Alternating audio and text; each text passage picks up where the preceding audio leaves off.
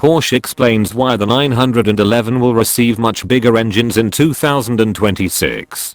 Porsche recently spent millions of dollars downsizing its range of engines, yet new regulations scheduled to come into effect across Europe in 2026 will force it to upsize once again. One of the company's top engineers predicted the next round of engines developed for the 911, pictured, will be bigger than the units currently available. In 2026, the next wave of regulations will come with Euro 7. This will be the worldwide toughest regulations considering emissions, especially in the spread between real driving emissions and what we see on the test benches, explained Frank-Steffen Walliser, Porsche's head of sports cars, in an interview with Wheels. These draconian regulations passed to coerce automakers into going electric will put a limit on relative power per liter of displacement, meaning an engine's horsepower output will legally and directly depend on its displacement.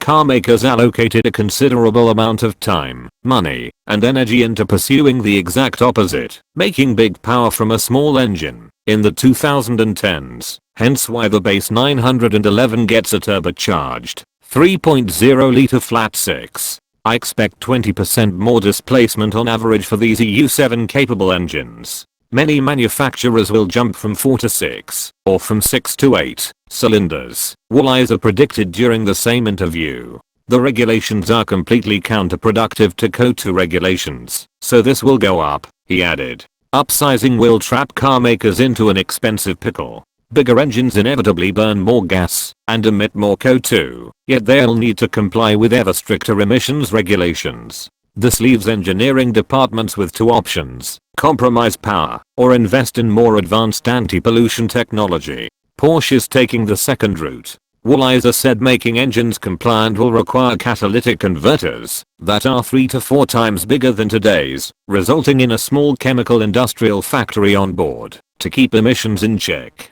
In turn, this will increase the cost of developing and manufacturing a car, and consumers will pay the difference. This means all new engines, and especially for the 911 this gets really difficult, he said. But, we will never give up. Whatever it takes, we will do it. We want to keep 6 cylinders, for sure, but we will have to overwork it. We will have to make a new engine. That's a fact. Again. He stated the days of high horsepower, naturally aspirated 911 variants, like the GT3, are also numbered, because making an emissions compliant engine will become too complicated. There will come a day, within the next 10 years, when we have to say now this is the last of its kind, he warned. Of course, Porsche hasn't ruled out making different variants of the 911, including naturally aspirated high-end models, for markets where looser emissions regulations allow them, like the United States and Australia, if the numbers add up. With all of this in mind, it's no surprise that the entry-level 911 Carrera will never again come with a naturally aspirated engine. The 4.0-liter flat 6 developed recently for the smaller 718 GTS models won't fit in the 911, Walliser told British magazine Evo, and developing another engine from scratch doesn't make financial sense.